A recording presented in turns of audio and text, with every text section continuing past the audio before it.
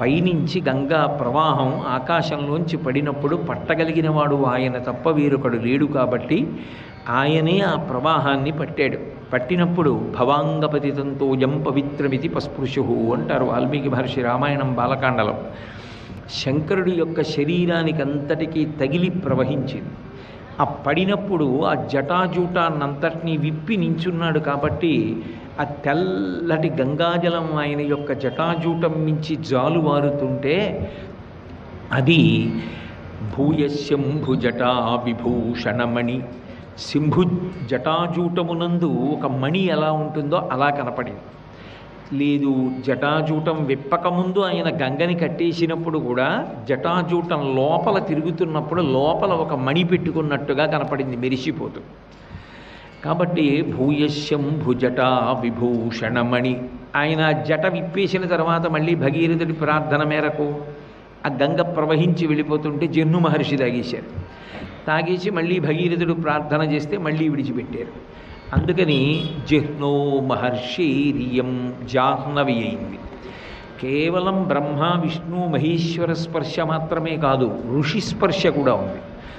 ముగ్గురు త్రిమూర్తుల యొక్క స్పర్శ, అలాగే జహ్ను మహర్షి యొక్క స్పర్శ, నలుగురి స్పర్శతోటి ఆ గంగా నది ప్రవహించింది.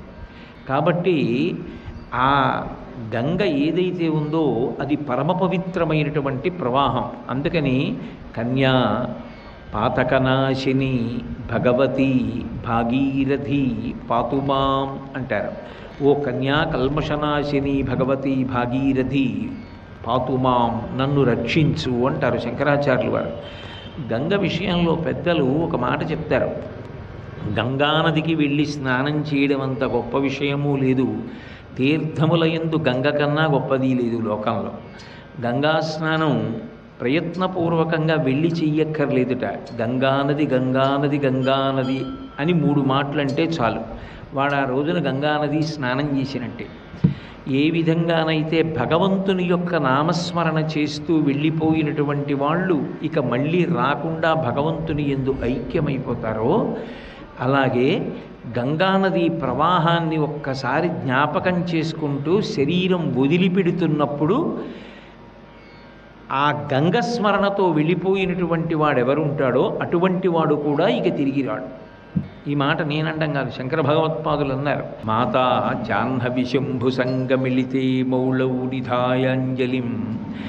గంగానది ఆ పరమశివుని యొక్క జటాజూటమునందు ధరింపబడిన పరమ పవిత్రమైనటువంటి ప్రవాహం. శంభు సంగమిళితే మౌళౌ నిధాయాంజలిం త్వత్తీరే వపుషోవసాన సమయే నారాయణాంఘ్రిద్వయం సానందం స్మరతో భవిష్యతి మమ ప్రాణ ప్రయాణోత్సవే. ప్రాణములు వెళ్ళిపోతుంటే మరణకాలమునందు అనలేదు శంకరాచార్యులు వారు, మమ ప్రాణ ప్రయాణోత్సవే అన్నారు. అంటే సర్వసాధారణంగా భగవంతుడు ఒక వాహనం మీద ఊరిరిగింపుగా వెళ్ళిపోతున్నాడు అనుకోండి, చూసి అబ్బా ఎంత గొప్పగా ఉన్నాడో అని 2 చేతులు ఎత్తి నమస్కారం చేస్తాం. మమ ప్రాణ ప్రయాణోత్సవే, నా ప్రాణాలు పోవడం కూడా ఒక ఉత్సవంలా వెళ్ళిపోవాలి. ప్రాణం పోవడాన్ని ఉత్సవంగా మార్చుకోవాలన్నారు. ఎందుకని అంటే, ఈశ్వర ఇన్నాళ్ళు ఇందులో ఉండి మీ సేవ చేశాను, ఇప్పుడు ఇక దీని అవసరం లేదు, దీన్ని వదిలిపెడుతున్నాను. ఊపిరి అందట్లేదు, ఒళ్ళంతా చెమట పట్టేస్తోంది, మాట రావట్లేదు, మిమ్మల్ని మాత్రం స్మరిస్తున్నాను. ఆఖరి స్మరణ వరకు అదే చేస్తున్నాను. ఆ ఆనందం నిలబడడానికి శంకరాచార్యులు వారు చెప్పిన మార్గం ఏమిటంటే, ఆ గంగానది ఒడ్డున నిలబడినట్టు ఊహించుకుంటూ ఆ గంగా ప్రవాహాన్ని చూడాలట.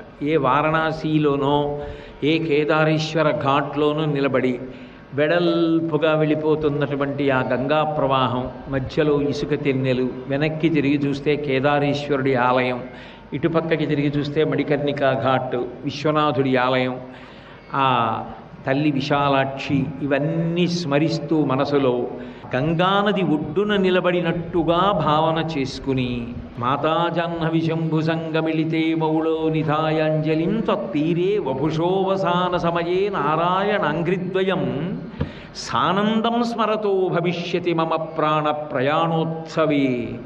పరమానందంగా అది స్మరిస్తూ ఆ గంగవంక చూస్తూ ఆ నారాయణుని యొక్క పాదములను మనసులో భావన చేస్తూ భూయాద్భక్తిరవిచ్యుత హరిహరద్వైతాత్మిక శాశ్వతి, విష్ణు ఒకడు శివుడు ఒకడు అన్న భేదభావం లేకుండా శివకేశవులుగా వెలుగుతున్నది ఒక్క మూర్తియే అన్న భావనతో గంగ ఒడ్డున నిలబడి గంగని చూస్తూ నారాయణాంఘ్రిద్వయం తలుచుకుంటూ, అమ్మా నా ప్రాణములు శరీరాన్ని విడిచిపెట్టి వెళ్ళిపోతుంటే, నా శరీరం భూమి మీద పడిపోతే చుట్టూ ఉన్నవాళ్ళు ఏడవచ్చుగాక, కానీ నా మటుకు నాకు అది మహోత్సవంగా, అమ్మయ్య పూర్ణాహుతి అయిపోయింది, వదిలిపెట్టేశాను శరీరాన్ని అని పరమానందంగా సానందం స్మరతో భవిష్యతి మమ ప్రాణ ప్రయాణోత్సవే, నా ప్రాణములు వెళ్ళిపోవడం ఉత్సవంగా పరమానందంగా నేను నిన్ను స్మరిస్తూ వెళ్ళిపోవాలంటారు. సర్వం శ్రీ ఉమామహేశ్వర పరబ్రహ్మార్పణమస్తు. స్వస్తి.